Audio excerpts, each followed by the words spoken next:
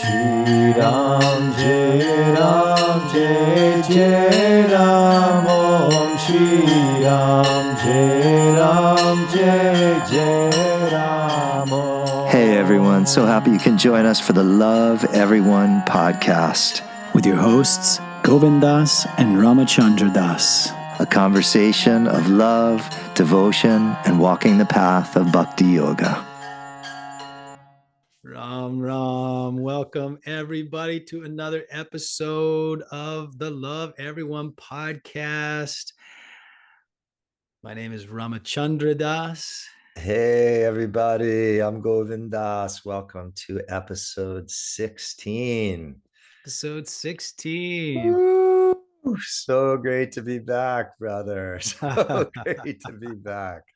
How you doing, my friend? Doing great, man. Just, happy that it's Mangalavar. I always feel a little closer to Hanuman on this special day. And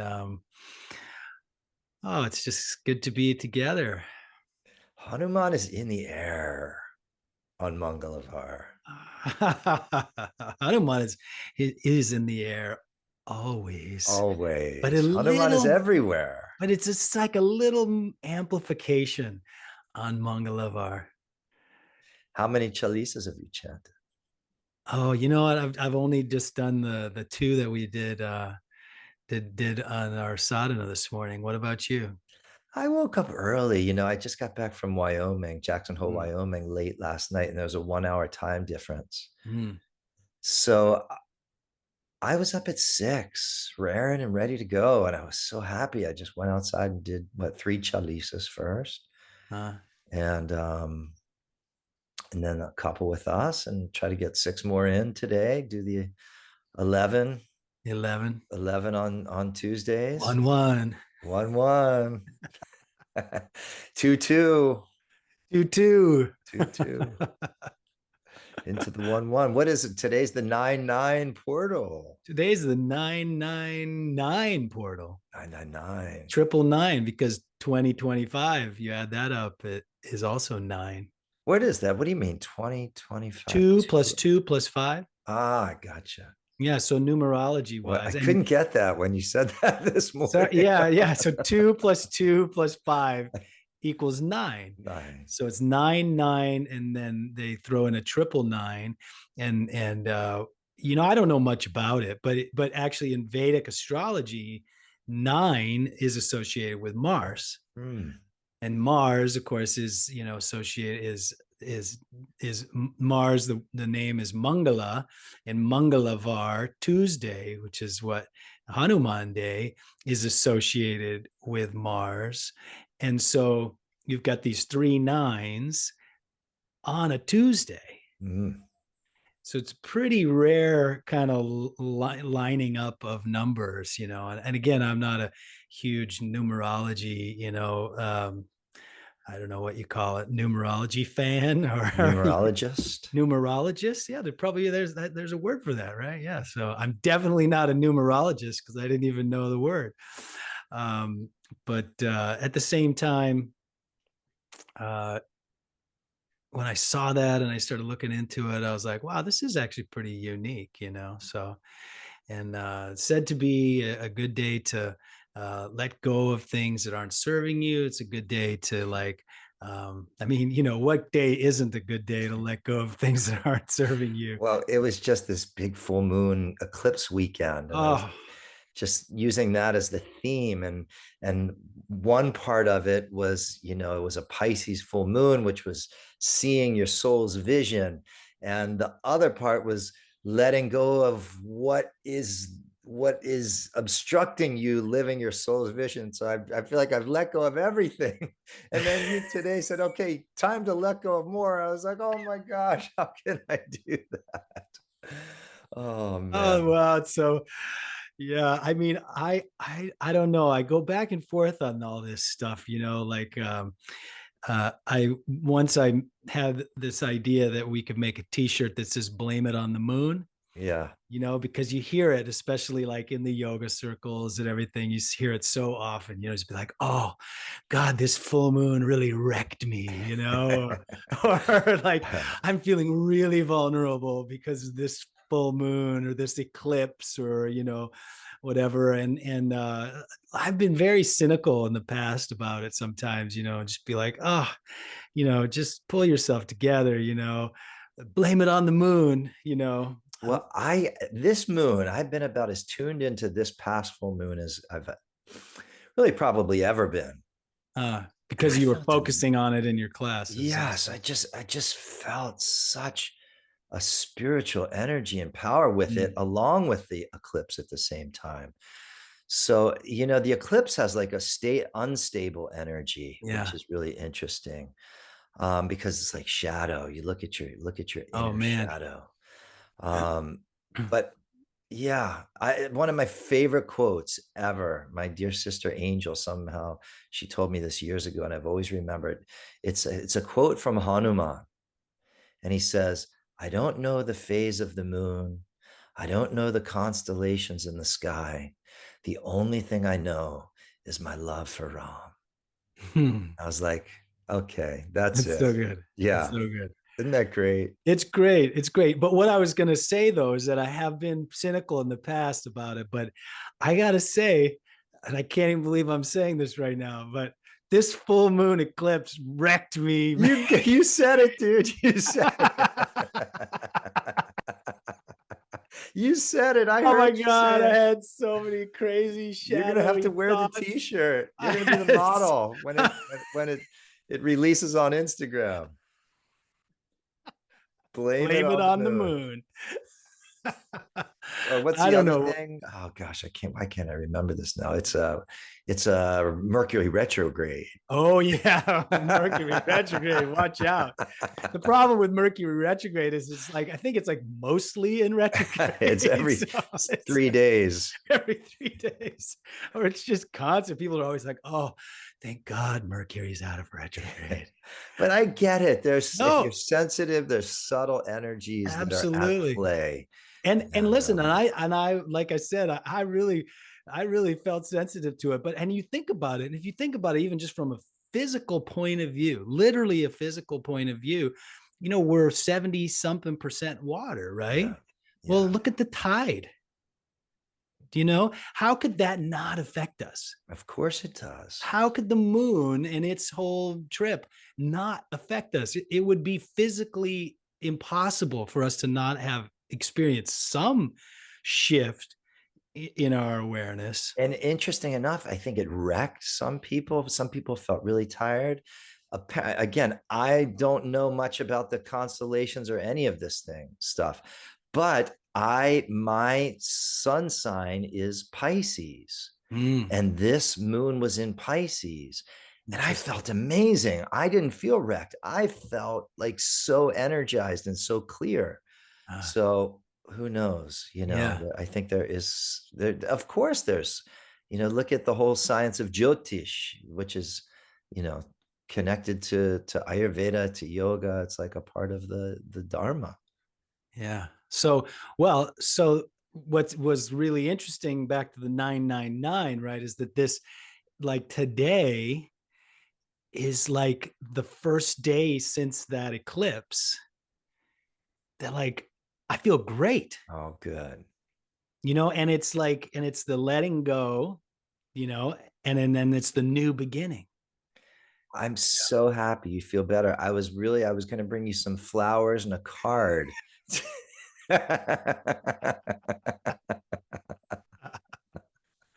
Well, I really Hoping that you appreciate would that. feel better, that RCD would be Oh, back to himself. oh, you're picking up on my vibe during the sadhanas in the morning. I probably shouldn't like break down and cry in front of everybody. Oh, who I'm knows? wrecked by this full moon, This full everybody. moon, everybody, who knows? They'd probably love it though. One of the things that I get like at kirtan a lot of times, like if like the more mistakes we make, like musically, or the more stupid things that I say, in between kirtan or whatever, people come up afterwards and like, oh man, I love how real you guys are. I just love it when you guys, like, you make mistakes and like you just roll through it, and it's so cool. And I love it when you like share how vulnerable and messed up you are, So The only thing they don't like is when you tell jokes about Christians.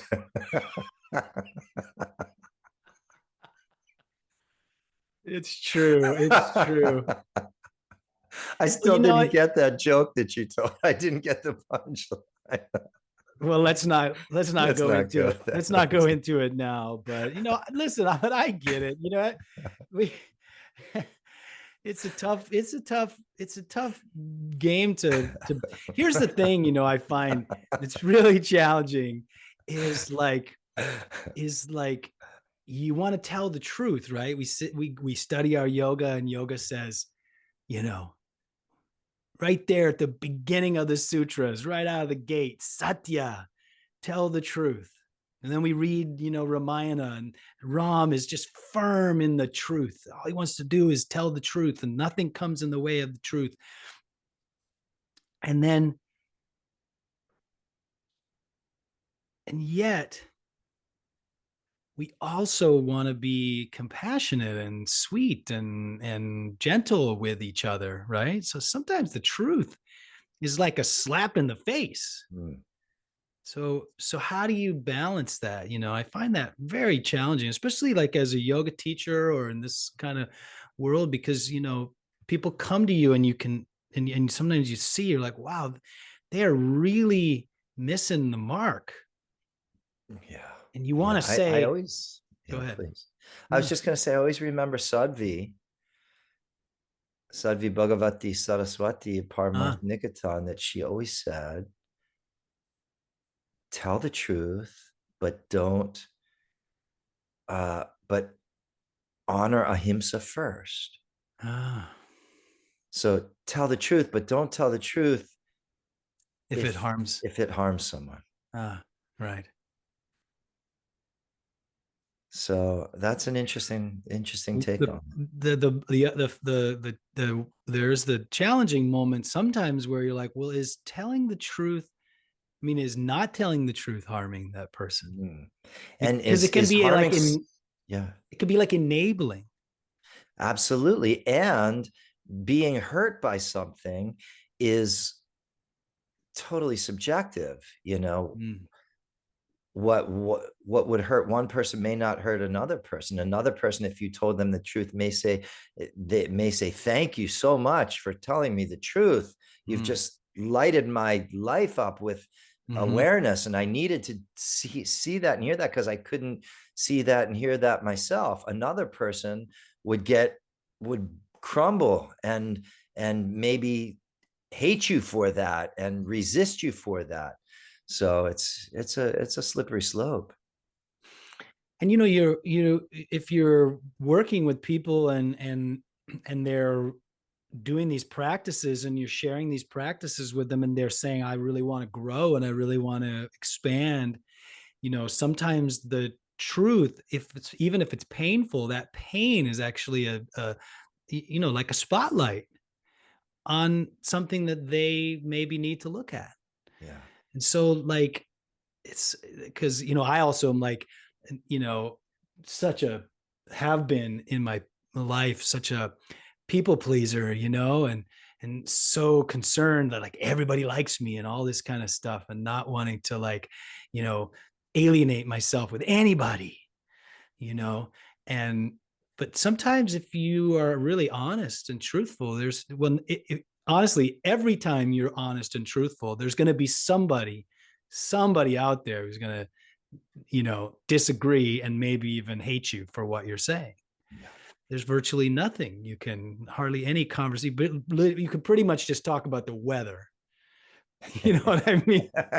anything even deep. Maybe that's why everybody talks about the weather, like when they're just meeting on the street or whatever, because anything else, even sports or anything else, you run the risk of upsetting somebody, There being real conflict. Yeah. But you can't, but hey, it's raining. nobody would be like, no, it's not. Beautiful day. No, it's not. No, it's not. It sucks. Oh my God. Well, yeah, this is a real interesting subtlety, actually, to know when to say something. I mean, I've had it. I've had to deal with this so many times. It's Sure. not calling people out as much as like, if someone's energy is disrupted, if you're holding space or leading a retreat or a program or a group, and someone's energy is disrupting, Mm-hmm. Even to the extent where I've had to say things to people when they're chanting kirtan, if they're just screaming instead of singing with beauty, shouldn't we go to them and say, look, try singing with a little bit more sweetness and love in your heart?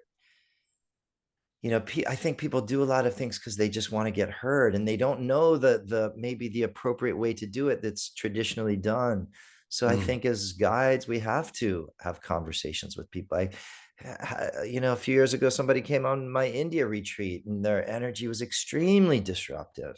And I had to sit them down and have a talk with them, and they didn't like hearing it No, they at don't. all. No. And basically shut down for 4 days and just went into a deep depression and would not look at anybody or talk to anybody, including myself. And then they're like, I paid all this money to come all the way across the world, to come to my dream, to go to India, and you're telling me that my behavior is not correct. Ooh, that was a tough one. But did they come out of it by the end?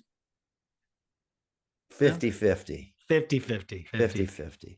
And the only reason I really even said it is because other people were approaching me. Yeah. Saying this person's energy is really disrupting things. Yeah.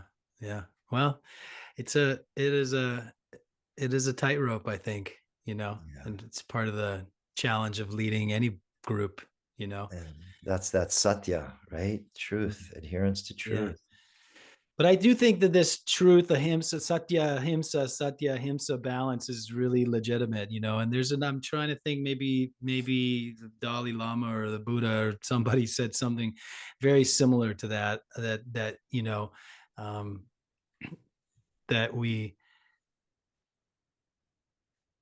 something along the lines of like, if, we want to speak the truth, we want to speak with kindness, but if you can't do both, or something, then you want to speak with kindness, something like that. I like that. Yeah. And I think when we're in those situations where we must say something, we have to do it with that kindness, and we have to do it as gently as possible. And I think with that ahimsa thing, that there's no intention to harm that person. It's actually done to help that person. Yeah. And there's a real clear intention, and how you say it and how you deliver it has to be done with so delicately. Yeah. And I think too, the trick is that if we know our intention is, pure or comes from a place of kindness, even if they choose to feel hurt, then we have to somehow separate ourselves from that. Because you can say something and with all the kindness in your heart and speaking the truth, and somebody can still decide that their feelings are going to be hurt. And is that ahimsa? Do you know what are you still practicing ahimsa? Because that person was harmed, but was it you that harmed them? I don't think so. Yeah. I think if you're coming with a sincere intention to help, then I believe that's where the fine line is. I just love this though, because I feel like we're talking about the first two yamas, right? And I mean, this is a lifetime of yoga practice. Just on these first, just trying to balance satya and ahimsa. Oh my and the gosh. commitment to both of them is really the cornerstone of all spiritual life and all spiritual traditions. It's true. Yeah, I think you're right. Our work here is done, everybody. Ahimsa and satya. practice them. And they're so hard. They're so hard. They're so hard. They're so difficult. Oh my gosh. And that, because ahimsa, just like, I mean, there's like people out there who literally like won't eat certain kinds of vegetables, even, because like you can only eat a fruit off of a tree because you're not killing the tree, but you can't pull an onion out of the ground because that's killing the whole vegetable, I mean, so it's ahimsa, like it's so I don't know, subjective's not the right word, but I mean, there's so many layers to it, There's so many layers. I was just thinking to all of these. They're so deep. That's why this is such a, age-old perennial foundation for yogis. It's great. It's great. So speaking of deep, you know what also is deep? What's that? The Hanuman Chalisa. Oh, wow. Oh man, Govindas, I love your share today in the sadhana. I just felt really, really a lot of great stuff was coming through you. But not to get into that, because we're going to share a different line. But what I was amazed is that we're now 25 rounds or something into this sadhana. 5 years now, over 5 years, we've been doing this sadhana nearly every single morning, looking at these lines. And they just keep getting bigger and bigger and bigger and expanding. And the well just keeps going deeper and deeper. And I'm like, wow, I never even thought of that. How is that possible? Well, Krishna Das said that to me once. He specifically said that it's an unending well, an infinitely deep well of wisdom and knowledge. Wow.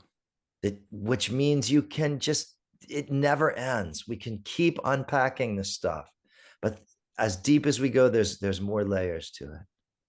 Oh, wow. What a blessing. Let's unpack another layer. What do you think? Let's do it. Let's do our opening mantras first. Great. And then we'll get into it. So as we always like to do is chant a few lines from Guru Stotram, which just helps us to get out of the way, to remember the Guru, to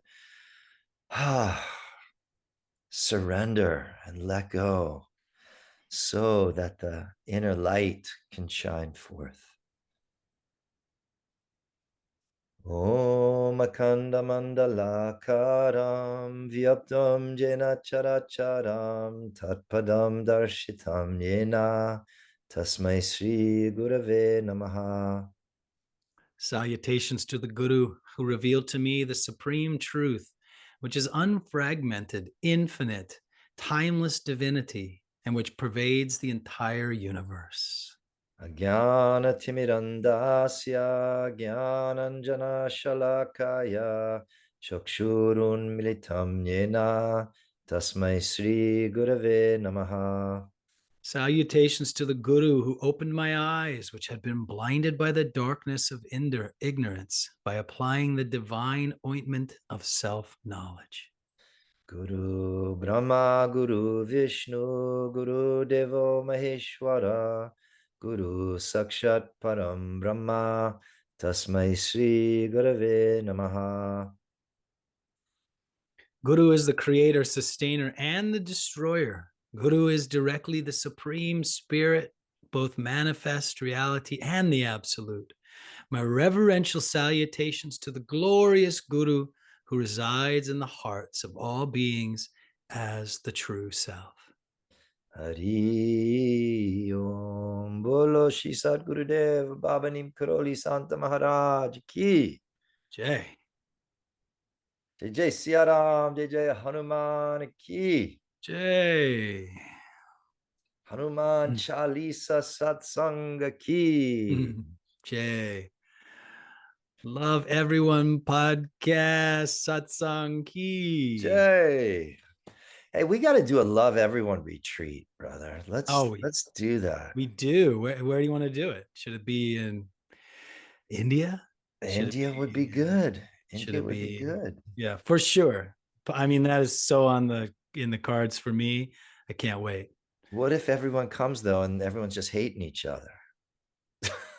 Well, then we'll have to. Then we'll have. Then we'll have to tell them the truth. We have to We'll tell them the truth. We'll have to pull them aside and tell them the truth one by one.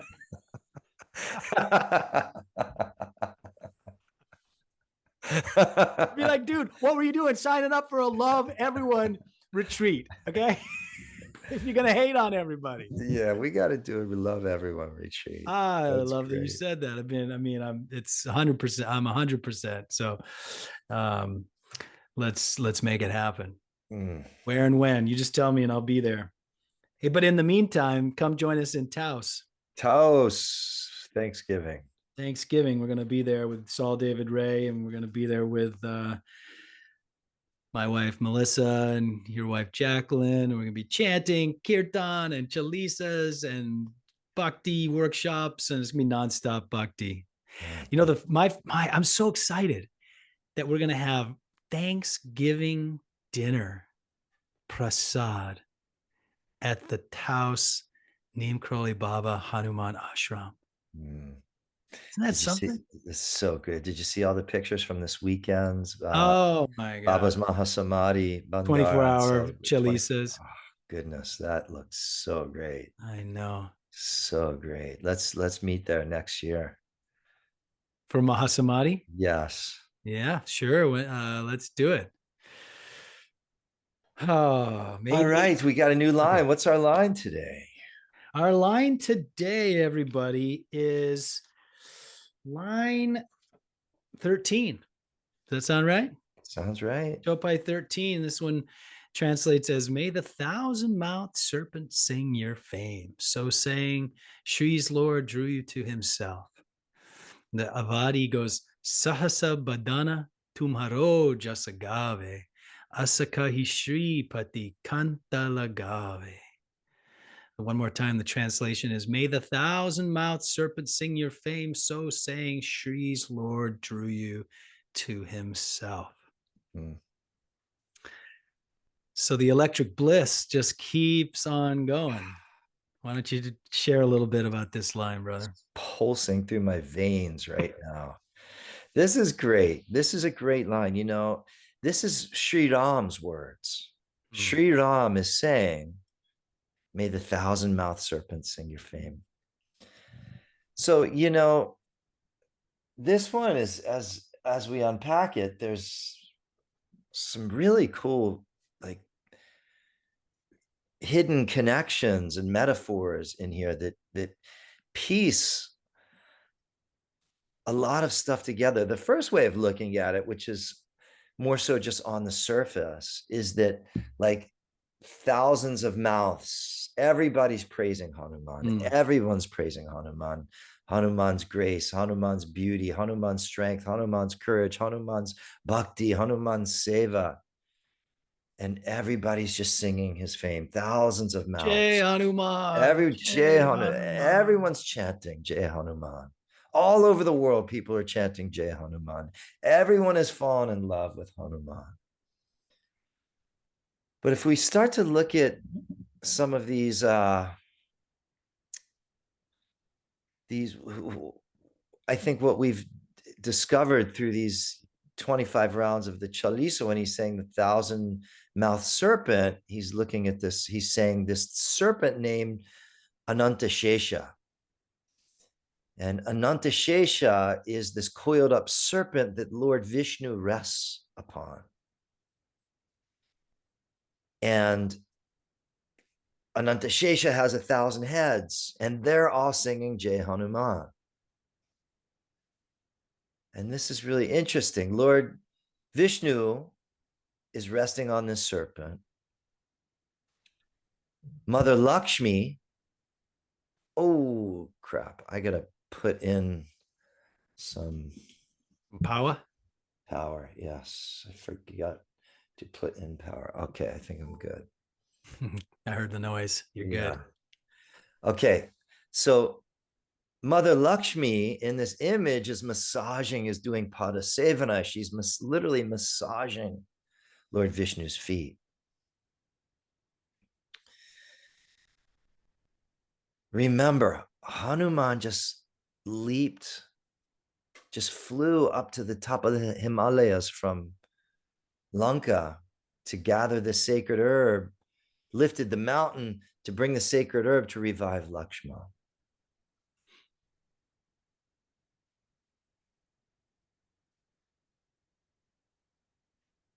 Lord Ram is saying, may the thousand-mouthed serpent sing your fame. Ananta Shesha, this serpent who is supporting Vishnu. Vishnu incarnates as Ram.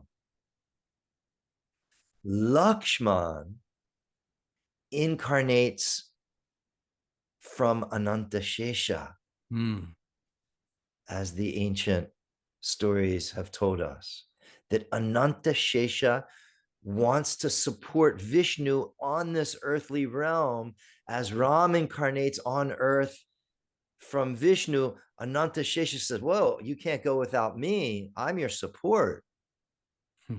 I'm going to incarnate as your brother, your most loyal and supportive brother. Just as Ananta Shesha coiled up is loyally supporting Vishnu. He says, I'm going to come to earth and come as Lakshman, and I'm going to support you as your loyal brother. And then Sita, Lakshmi, who's massaging Vishnu's feet, says, I'm going to come as Sita and be your devoted wife. And so these three beings have incarnated to be the main players in this Ramayana. And Ram is so grateful that Hanumanji has just saved or revived Lakshman by bringing the sacred herb. So he's saying, even the thousand-mouthed serpent sings your fame. So he's saying, even Lakshman, may Lakshman sing your fame. Well, of course, may Lakshman sing your fame, because Lakshman has just been saved by you, Hanuman. So it kind of pieces together what can be quite confusing in, the Vedic gods and goddesses, how they all take incarnations. And this is a cool line, man. I really love this line. So yeah, what do you think, bro? Well, I'm just thinking, once again, Hanuman gets another hug here, right? And and I love too how elegant the poetry is, because not only is it like, referencing Lakshman here with this Ananta Shesha, but then it even calls Ram here Shripati. Out of the thousands of names that we could use for Ram, Tulsidas uses Shripati. And what does Shripati mean? It means Shri's Lord. It means Lakshmi's Lord, basically. It's translated often as Sita's Lord, but Shri is the ancient original name for Lakshmi. So when he says Shripati, he's referring to Lakshmi. So he's referring to Ananta Shesha and to Lakshmi. So now, as this image that you drew for us of Vishnu there, reclining upon the coiled serpent Ananta Shesha, and there's Lakshmi, the goddess of beauty and prosperity and abundance and all that is good, is giving Vishnu a foot rub. And, I was thinking about how when a couple episodes ago, in this episode called Electric Bliss, we talked about, that was the best description that we could come up with. Like, what would it feel like to get a hug from God? What would it feel like to get a hug from Ram? Well, what would it feel like to get a foot rub from Lakshmi? We got to come up with a good one for this. Oh my God. Can you imagine a foot rub from Lakshmi Devi herself? Oh my. anyway, I just wanted to pose that. I can't even put words to it. I don't know if we can top electric bliss, though. I mean, but the pleasure. Oh, just you wouldn't really be wanting to go anywhere else. That's for sure. Right. Yeah. I mean, anyway. Lakshmi. Oh, wow. Yeah. I mean, just so beautiful. And anyway, I kind of sidetracked us here. We're both like off in Bhavland getting massages from Lakshmi. But the other thing I wanted to ask you, what do you think about this? Is that, do you think that Tulsi Das, and maybe Tulsi Das, because he's a poet, that each one of these lines, there's multiple ways that you can translate it, but the literal translation doesn't mention the serpent. And it's 1,000 mouths, right? As you said. But most translations tend to translate it as the 1,000-mouthed serpent. And some translations don't. In fact, I'm looking at Devdutt's translation here, and he says, may thousands of mouths sing your praise, and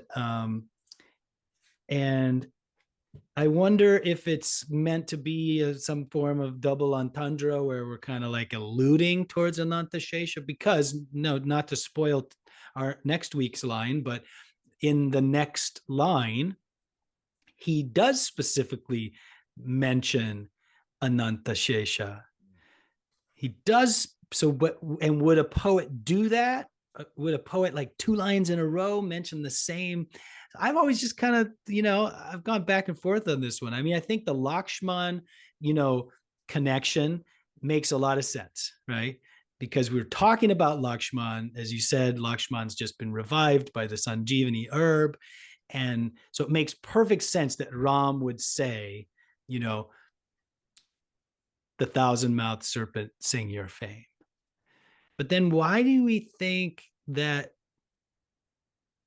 it's not mentioned specifically, if that was the intention of Tulsidas? Am I just overthinking this possibly? Or what do you think, Govindas? I really don't know, because, for years, I had no association that it was. I just thought it was thousands of mouths. People all over the world were glorifying Hanuman. But I'm looking at this Guide to Hanuman Chalisa, Moving Mountains book by Hanuman Das, the organizer of Go Dharmic. He says, his translation, the serpent of 1,000 hoods sings your glories. Yeah. Well, and it's interesting too, because the word, is definitely mouths, not hoods. Not hoods. You just break it down specifically, and there is no mention of a serpent in the literal translation, and again, it's probably from it's challenging anytime you start to get too literal with a poem, obviously, and maybe it's just my, over analytical brain wants to have these, questions, because maybe somehow I can find some way to like intellectually doubt what's happening here. I think there's quite a few places in the Chalisa where we're in the same thing like this, where we just don't know what Tulsidas is saying, but we listen to the teachers that have walked before us, and we follow, because look, we don't really know. We're white boys from America, this has been happening long before us. What are you talking about? Yeah. My name is Chandra Das. And I like to wear Indian clothes. Well, bro, so I don't know. It does make sense that these thousands of mouths, to me, are Lakshman are Anantashesha incarnated. But it also makes sense to me that just everyone everywhere is chanting Jai Hanuman. Yeah, so my option that I like to go with lately is that's both. Yeah. And that's maybe not even the end of it even, but that I mean, ultimately, what is, the one thing too that I think is really interesting is that Ananta Shesha is normally those 1,000 mouths are chanting the praises of Vishnu. So they're typically, they are used to being, used in that way, to being mouthpieces for praise, but typically they're praising Vishnu. And here's this moment where Ram says, the praise shouldn't be for me right now. The praise should be for Hanuman. Yes. But what I love, and we've talked so much about this reciprocal devotee, God kind of relationship, is because there's Hanuman would stand there then and look at Ram and say, you're the doer. No, Ram, it's by your grace that I leapt up and lifted that mountain and flew it back here. Without your grace, I never would have been able to do any of this. And here's Ram saying, no, the praise shouldn't be mine. The praise should be yours, Hanuman. And I just love this moment for that. Just that there's God saying, no, the praise belongs to my servant. Mm. Mm. And then Hanuman is saying, no, it does not belong to me. You are my Lord. You control me. If you want me to fly, I will fly. Yeah, I love it. It's not even me. It's not, it's all you. It's all you. This is surrender, right? Yeah. If you want me to dance, make me dance. It's such a deep love, though, in the both directions. Yeah. It's such a deep love. And we talked a little bit about, I think recently, about that's sort of the lover and the beloved. And what it comes down to is the humility that they both embody. Yeah. That Ram isn't saying, oh yeah, it's me. Yeah, right. I totally infused you with some grace and you Hanuman isn't saying, oh yeah, look at me. I just flew it. They both are so humble. And this is where these stories teach us how to be, how to live, how to act the way. Instead of, right, if it were just a scripture that said, be humble. Yeah, what are we you wouldn't get it. Well, my anti-authority mind immediately goes like, who are you telling to be humble? Right? Yeah. You get a scripture that says surrender to God. The first thing we're going to say, what? No, I'm not going to surrender to God. So maybe the few lucky people will. So what do you think? Do you think when the yamas say don't harm people, is that different? I don't know. The harm, those yamas are just like, okay, here's the foundation. Yeah. Here's the bedrock of all yoga right here. Yeah. The difference with the yamas is that like the whole supposition of something like a Yoga Sutras is like, you're like coming to Patanjali and you're saying, I want to be a yogi. Right. It's and the Patanjali says, okay, well, so here's some key things that if you want to be a yogi, if you want to excel on the path, you're going to, I highly recommend, you're going to have to do these 5 yamas, these 5 niyamas, and you're going to have to get your body in shape. You're going to have to do some breathing exercises, and you're going to have to learn how to meditate, So it's a little bit more like that, where I feel like a lot of scriptures come from a very dogmatic point of view. Like, if you look at the Christian thing, it's like, be good or else, and no one's even in yoga. No one's saying you've got to be a yogi. I mean, most yogis are like, oh, you don't want to be a yogi? Let's go right ahead. Go live your life in the world of Maya. That's fine. But in in a lot of the like more religious kinds of worlds, it's like, be good, follow these rules or else. And I think that's where maybe it's different. Well, that's what, we've spoken about this. This is such a magnificent aspect of not just yoga, but the whole Vedic culture, is that we have to find it for ourselves, that it's never anyone else telling us, that we must find our path, our practices. Yes, we can take guidance from external sources, but it's always pointed back. The Sat Guru lives within your heart. Mm-hmm. The highest truth lives within you. So that's where we turn to look for truth, to look for guidance.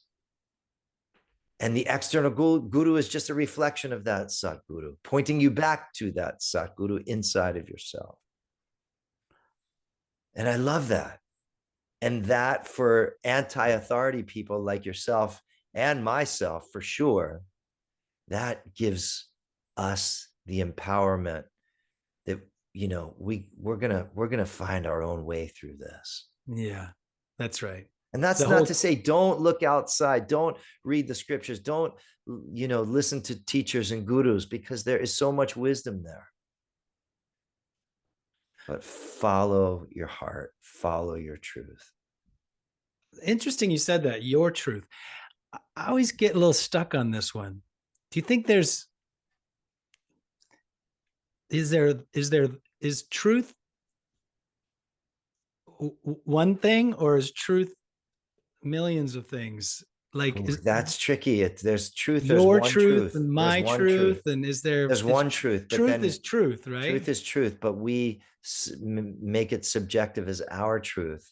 But that subjective version of truth has our own filters and slants on it. Uh-huh. So that may have a little coloring from the truth that may not be perfectly in alignment with the truth.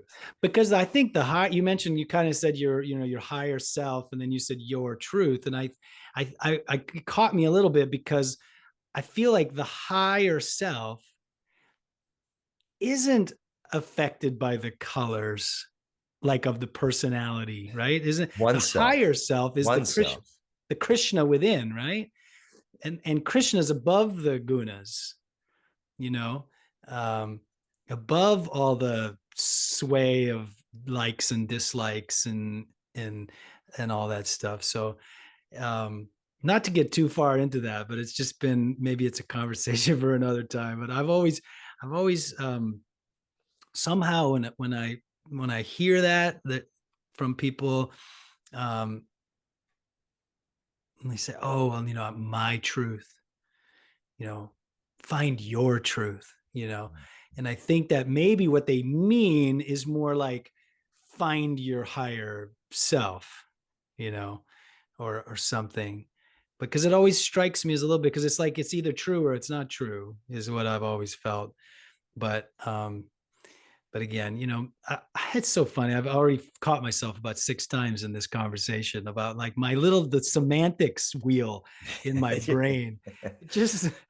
It's out of control sometimes. Well, the light of observation is on with you. At least you're seeing it, right? At least you're seeing it. Oh my gosh. But that's just part of the analytical mind, right? Yeah. Well, it's this thing, as I mentioned earlier, like the mind, it's the mind, almost like, the heart just wants to have faith, and the heart wants to surrender. The heart wants to settle into these higher truths that we talk about all the time. But the mind is always looking for a loophole, or looking to poke a hole, or looking to find fault, or looking to, like, just wants to prove the heart wrong, or compare with someone, or be better than someone, or think it's less than someone. I just feel like my brain is always like trying to, like, there's got to be a way that this whole thing is wrong, There's I got somewhere we can go with this. Okay. What's the prescription in this line? The prescription in this line. What's the first thing that comes up? What's the prescription? The prescription is to just sing the praises of Hanuman. Yeah. I think is that where you were going with it? I think that's one prescription. Yeah. Yeah. You got another prescription? I think when we praise Vishnu, when we offer devotion to Vishnu, to Ram, Krishna, that Lakshmi massages our feet. How's that? Yeah, I love that.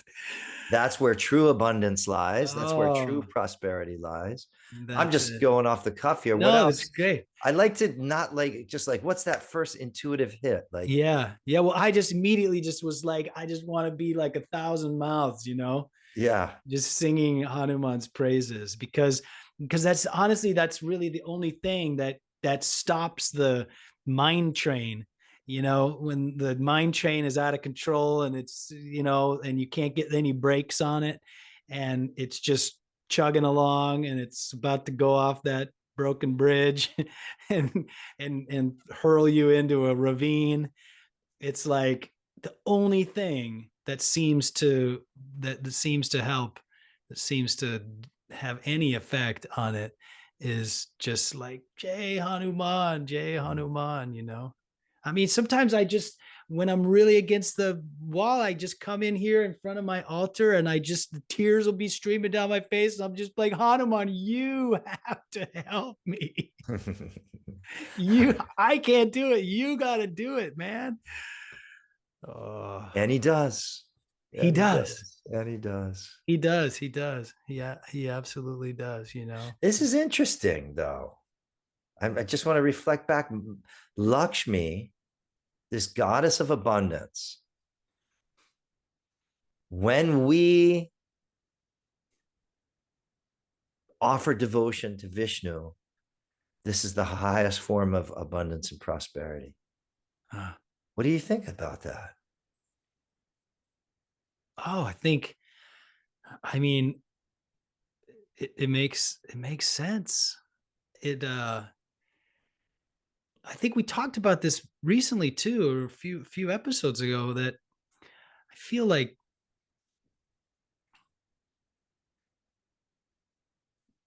the worst thing in the world is to feel disconnected from spirit, from God, from Ram, from Hanuman.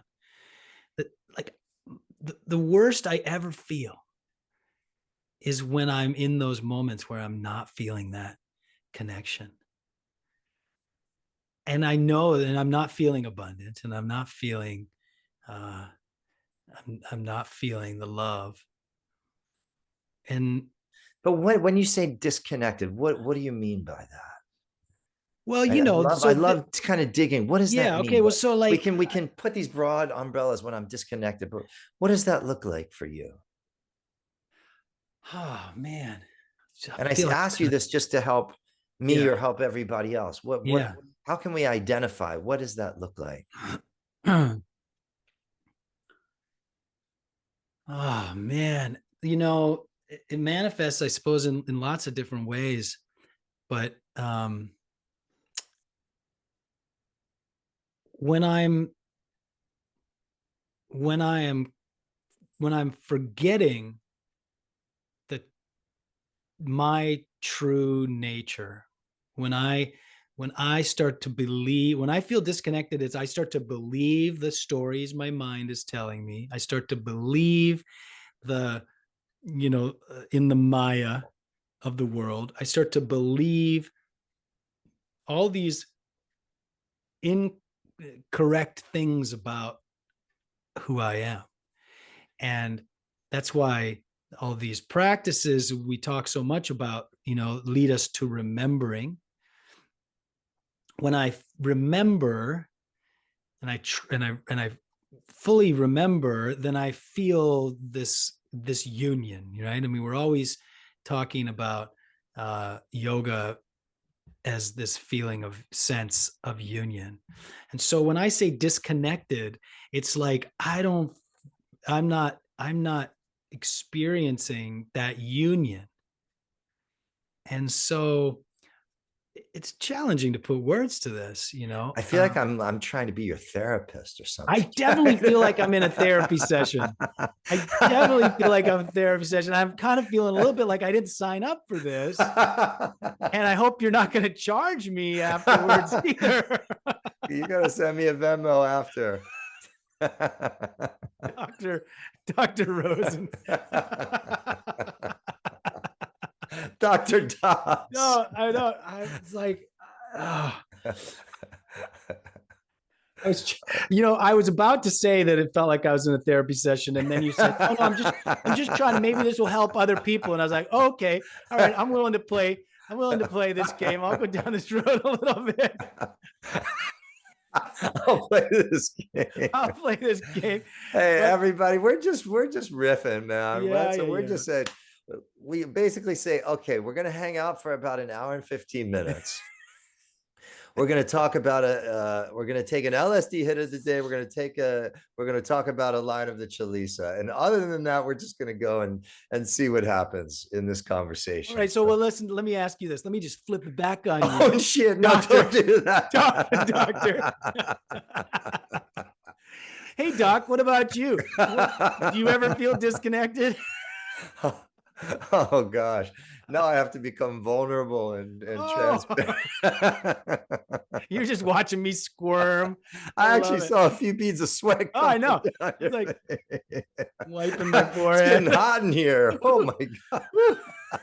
Wish I had a t-shirt on underneath this sweatshirt. Oh, somebody came to the door. You mind if I go get this? We're gonna put this on. I'm not letting you off the hot seat, though.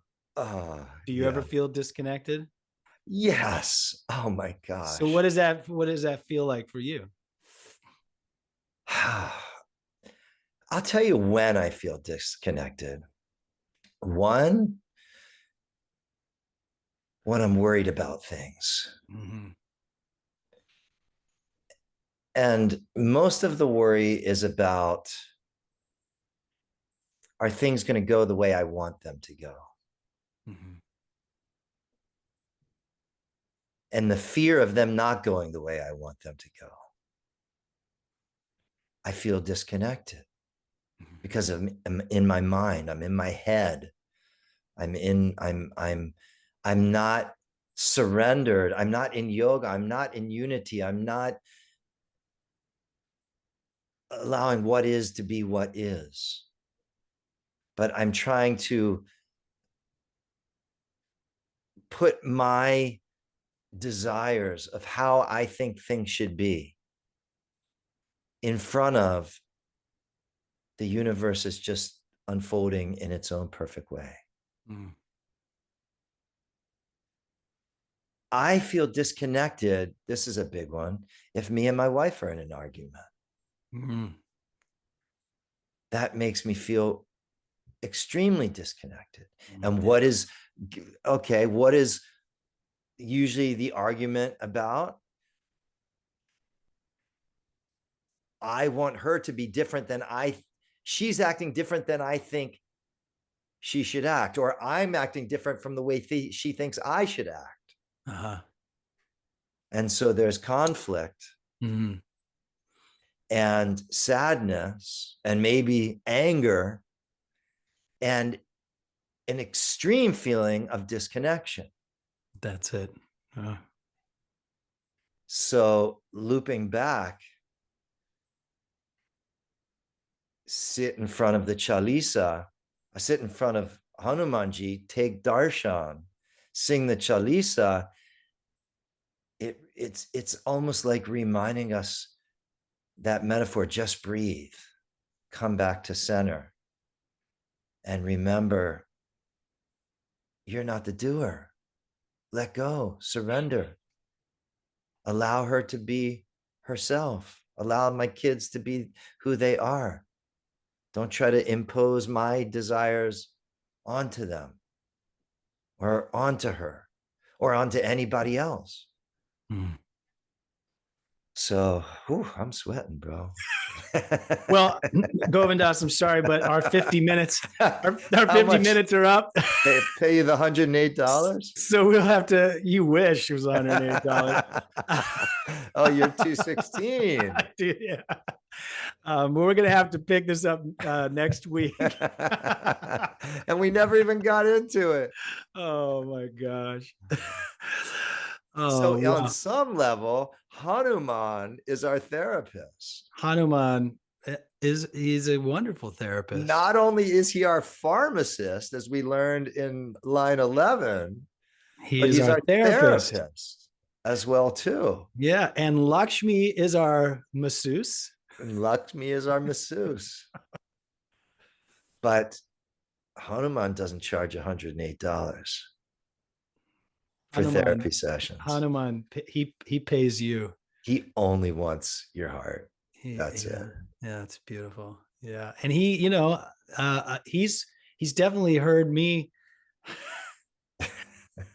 He's definitely heard me. What are you about to say? Oh, I don't know. He's heard me complain. He's heard me whine. He's heard me beg. He's heard me, all of the worst of the worst. And guess what? He still loves me just the same. Oh, that unconditional love. It just, something really hit me. Like, most of my disconnectedness is the fear of things not going the way I want them to go, or things aren't going the way you notice how I put that I. That's the prison that Krishna talks about. The ego cage. And that's where I suffer. Yeah. That's where my suffering is. Yeah. So that suffering, though, of feeling disconnected is the worst. It's just the worst. I could handle a stubbed toe a lot easier than that, Or a bout of nauseousness. Or a bout of nauseousness or a headache or whatever, But that heartache of feeling like, where's God? Yeah. Where is God in this moment? How come I can't see God? God was there in the tree yesterday. Where is he now? See, but I'm in that. There's no concept of God. I'm just so in my net of melodrama that I'm not even thinking about God. I'm so in it. Yeah, that's true. And that's where I think the real depression comes from. Yeah. There's also something, though, that sometimes I go through, which is really, really painful, is when I'm like, because of all this stuff that I've studied and we've talked about and that I've learned over the years, and all the chanting and all the satsangs and everything, is that the light of awareness is pretty bright for me. And I'm aware of like what's happening on a level that when I'm feeling that disconnection and I'm looking at that tree and I'm saying, where is God? He was in that tree yesterday. Why is he not in that tree today? Why am I not able to see God? I'm actually aware of this, you were talking about a lot of times when you're in it. Sure. A lot of times when you're in it, you're completely consumed with the Maya of what's going on and you can't get out of it at all. But a lot of times I find myself actually kind of in the midst of it, like aware that I know, like my mind goes, yeah, God is here. God is everywhere. God's omnipresent. And yet my heart is still feeling this longing and feeling this disconnection.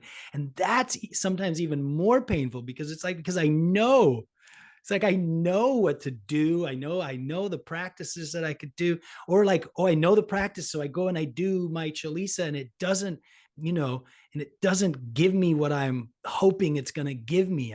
It doesn't create the feeling that I'm expecting or that I'm wanting. And that sometimes is even more frustrating because there's this kind of like, you know better, you know? So then my ego gets to go, oh, you know better. You're such a mess. You're such a screw up. How can you still be feeling this way? You know, and then I double down on myself, right? Because then I'm like, oh, I'm feeling depressed, but it's my own damn fault. Yeah. So I'm double depressed, you know?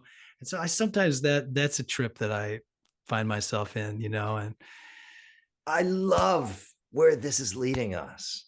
You want to take an LSD hit? Like, let's just right now. Let's just drop it. Let's drop one. Okay. Just drop one right now. Boom. Give it to me. Ready? I'm ready. I'm going to What's your day look like? What's your day look like? Can you do this right now? You know what? We got some stuff to do, but I'll just have Melissa drive. Because we got to go do some stuff together, but she can drive. As long as I'm not driving, I'll be fine. Come on, say what you got to say about LSD. Well, this isn't drugs, everybody. Just in case you're thinking that Govind and I are about to take drugs. We are going to take a form of the Sanjeevani herb, though, which is Hanuman's favorite drug to offer, pharmaceutical offering. And but this is the OG LSD. This is love, service, and devotion. And we're going to drop a hit right now, and we invite you all, everybody, drop a hit with us. So this is what we do. We take a hit through a teaching of a great teacher of ours. And I just felt like, with everything we've talked about, here's the hit. Krishna Das says, devotion gives us direction. Devotion gives us direction. Wow, I feel it coming on already. I do too. Oh my gosh, my hairs are standing up on my arms. And I'm feeling a little tingle in my brain. Oh my gosh, that's such a wonderful quote. I love that so much. I spent so much time reflecting on this, you know, on this line, Govindas. And it seems this is another endless well, just of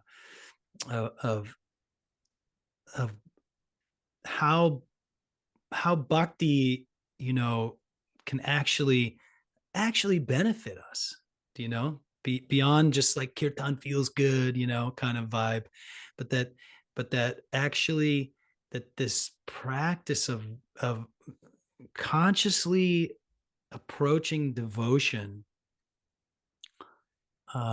can be a really beneficial thing in our lives, you know, because I think one of the biggest problems that a lot of us have in the modern world is feeling aimless, feeling like I don't have a purpose, feeling like what I'm doing isn't helping the world, or I'm not of any service, or my job is meaningless, or whatever, you know, like this is a real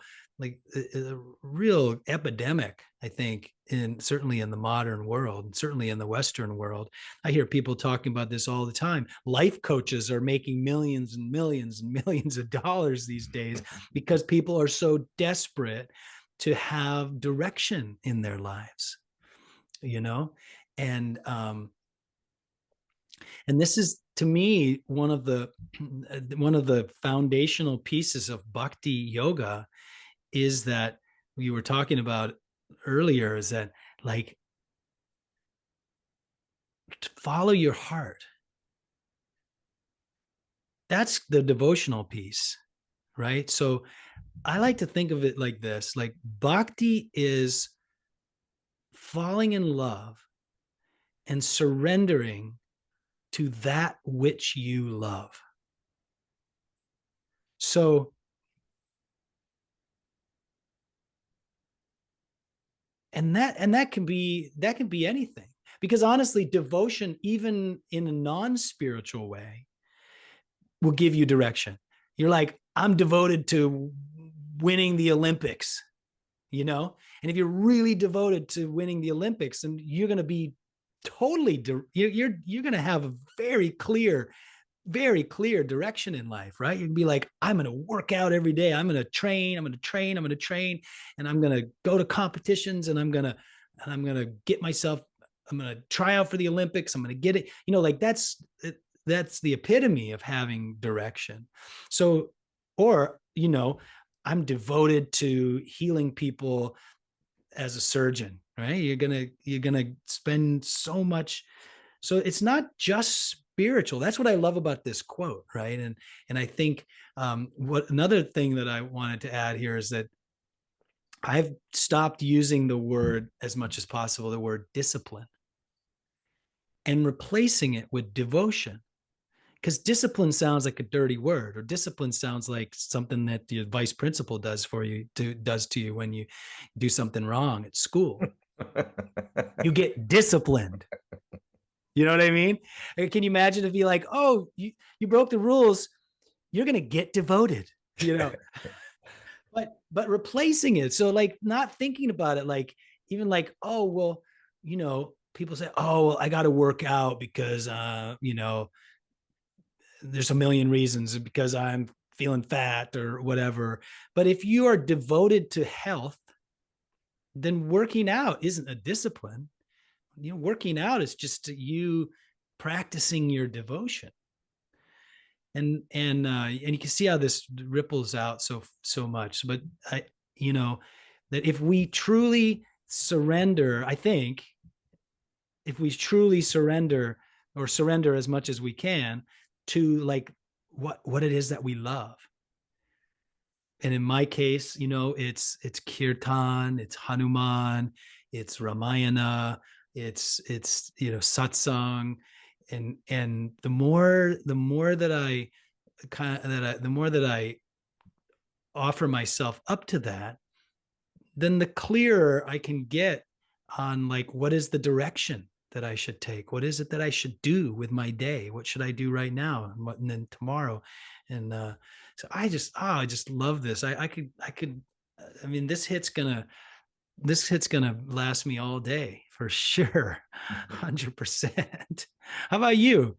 I know you love this quote as well. I hear you say it all the time. It's I think I never really felt this quote from a non-spiritual place. So thank you for enlightening me about that, because I think that's really, you're right on. There is definitely truth in that. If you have devotion to your dog, you're going to have direction that in your life that you got to feed and care for and take it to the vet and walk it twice a day and get its meals ready. And that's going to give you a certain quality of direction in life. Mm-hmm. As you said, if you're devoted to being an athlete, boom. If you're devoted to being a yoga teacher, you get on your mat every day. If you're devoted to being a chef, you are going to study food and make do R&D with different ingredients and different preparations, and your life is in a beautiful way consumed by these things. Mm-hmm. So I never really thought about that. I had only thought about devotion as bhakti, right? Bhakti as spiritual devotion to the divine.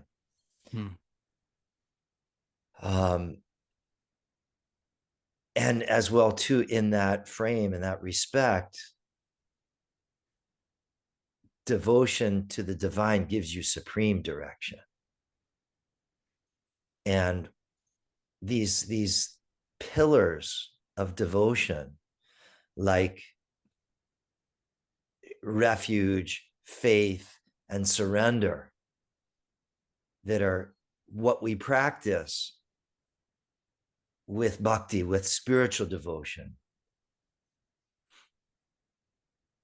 they give us taking refuge in God, taking shelter in God from the storms of life, cultivating that faith in God, that God puts me in the perfect place, the perfect time, the perfect moment, always. Surrender to God, as we spoke about, that, if you want me to write this book through me, God. That's what I'm going to do. If you want me to go jogging today, make my legs move. that full surrender, that I am not the controller. I'm not doing anything. You're doing it all. Mm-hmm. And the direction that they point us to,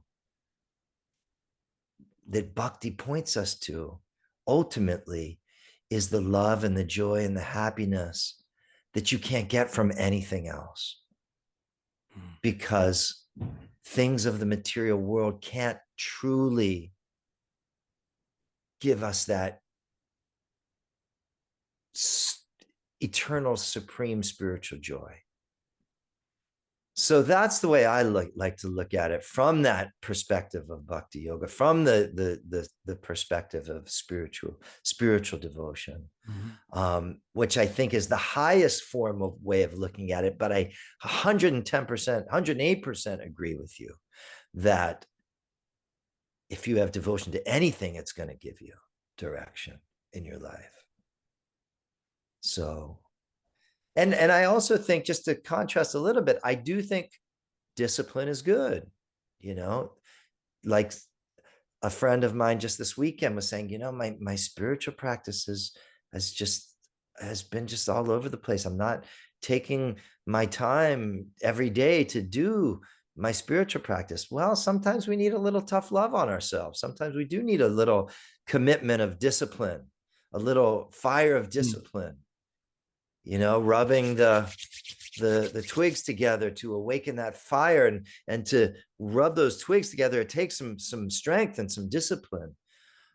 So my, recommendation was, well, try to do 1 week every day, do 1 week of 30 minutes of japa, just make commitment to that. And so discipline can be very beneficial as well too, but I understand the play on words.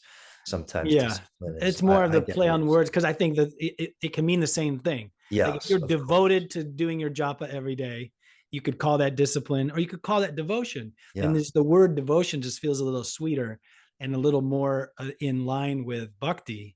Yes. Because it is bhakti, right? So, and I love what Krishnadas says a lot of times. I've heard him say this multiple times, and somebody said, like, somebody said a question in the satsang on Facebook Live or YouTube or whatever a couple years ago, and they said something along the lines of like, I really want to, up my game with my spiritual practice, but I just can't seem to do it. And he said, well, no, you don't really want to do that, because if you really did want to do that, you would.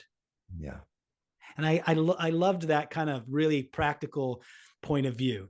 It was good with that. Yeah, you can't sit around and say, oh, I wish I would work out more often, or whatever you want to say. It's like, no, you don't, because if you really did, you would.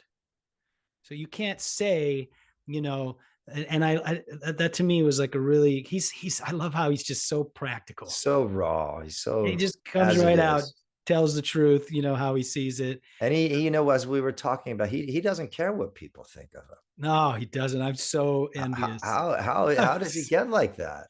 I don't know. I think you have such faith. You must have just a mountain of faith in your heart that you just don't care, and you're doing the right thing. But what I think, there's a mountain of faith, and at the same time, he's human just like all the rest of us, and he's still, entrenched in his practice, and maybe he's always been like that. I don't know. I think some people are just born like that. They just don't kind of really care what other people think.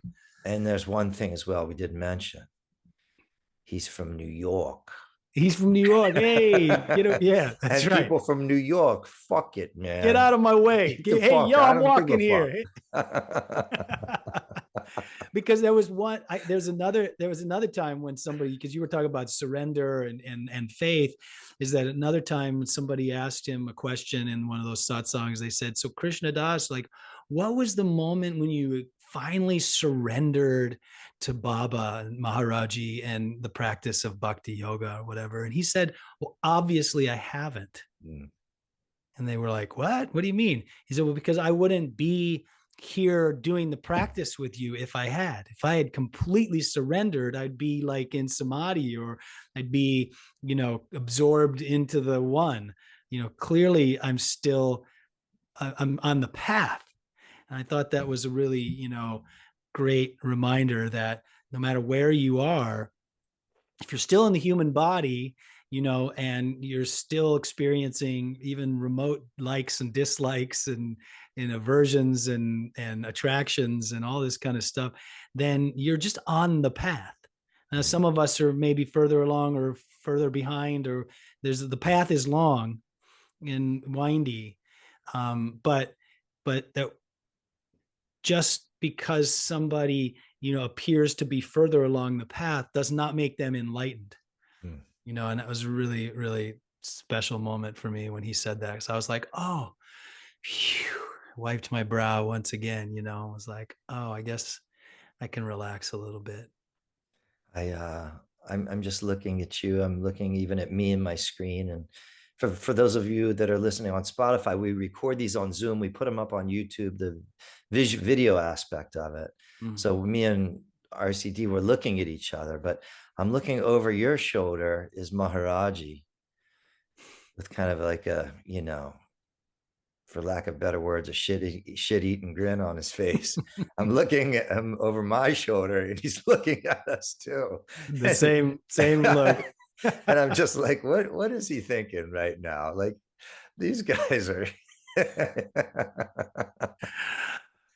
I have to think that he's somewhat pleased. I have to think that he's humored by this. he's humored by all of this, by this. Oh, well, I think he's laughing at all of us. Yeah. But hey, listen, he was an enlightened being. We're just, we're just have any stuff. I don't even want to say didn't. He doesn't have stuff, right? He's just clear like the open, vast blue sky. Yeah. And yet he has everything. And he's got it all. And there's no Maya. There's no shrinking into this small identity. Jai Gurudev. We're so blessed, brother, to be on this path together and to have Neem Karoli Baba as our guru. It's pretty special to be under Hanuman's protective care. Yeah. To be wrapped in Maharaji's blanket. And that's available for everyone. That's so beautiful. And the beautiful thing about it too is that the guru, Neem Karoli Baba inhabited the energy of the guru in his physical form, but it's so much beyond that. If you're listening to this, you're like, I love everything they're saying, but I just don't feel the vibe with Baba, with Maharaji. That's okay. That's okay, because the guru is within you. The guru is beyond, so much beyond Maharaji's physical form. Yeah. And in fact, many people say that Maharaji, when he left his physical form, he actually became so much more accessible and so much more widely, accessible, because he wasn't trapped in the body anymore. So we love Maharaji, but more importantly, we love what Maharaji taught us, which was to love everyone. So that means we love you, no matter who you are out there listening, and that teaching just continues to resonate through everything that we're saying here. So hopefully you're feeling it. Jai Gurudev. Let's go for some closing. Let's do it. Closing prayers. Wrap it up, everybody. Okay, so thank you once again for being here, dear friends.